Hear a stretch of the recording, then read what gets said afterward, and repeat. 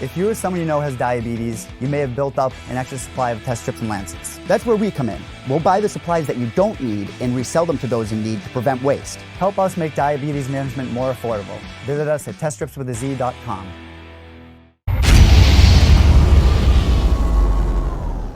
All right, joining me right now, returns to action on September 7th, Bellator 226. He takes on Pat Curran in the first round of the 16-man Bellator featherweight Grand Prix. The unbeaten Adam Borics is here. Adam, how are you? Hey, man, I'm good. How are you?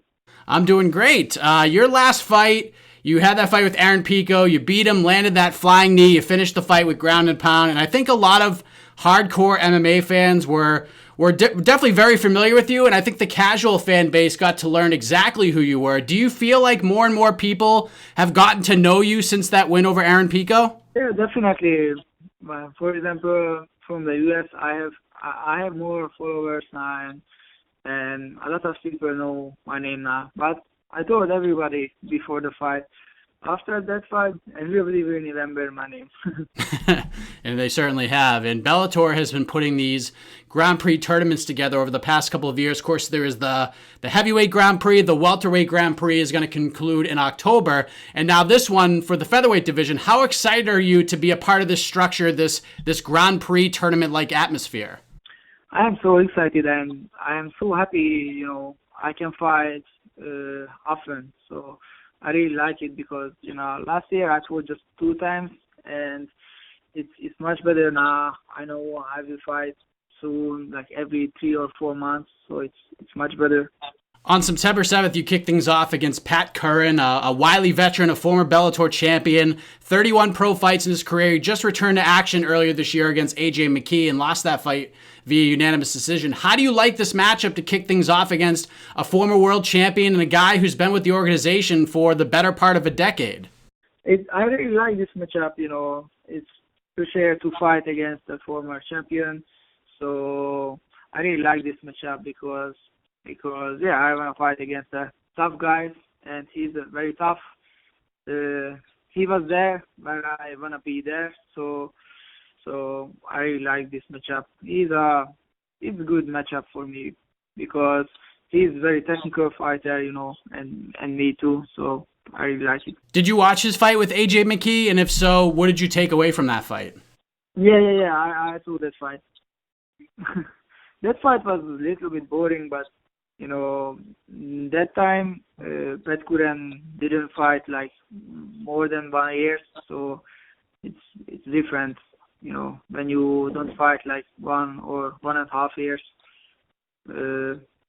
I think his performance in this fight is gonna be better, but I will be ready for that. Do you like the format of this Grand Prix? Because, it's a little bit different, with the second round fights and beyond having all the fights being 5 rounds, there's going to be a random draw to determine who your next opponent is to kind of add a little bit of extra intrigue to everything. Do you like how this Grand Prix is a little bit different than the other two? Yeah, I like it because it's a little bit different, and I think the people are interested about it. And sometimes in a tournament you need a lucky, but I like it. Maybe in the next round I can fight for the title too. So it's a big opportunity. So I really like this rules. So would you prefer to fight for the belt as quickly as possible, or do you think it would be more special to wait till the very last fight and then fight for the belts and then win the $1 million and the title at the same time? I don't care really about it.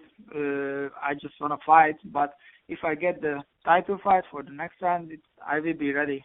I will be ready for everybody now. So I have been training in the last 2 years like crazy, since I moved here.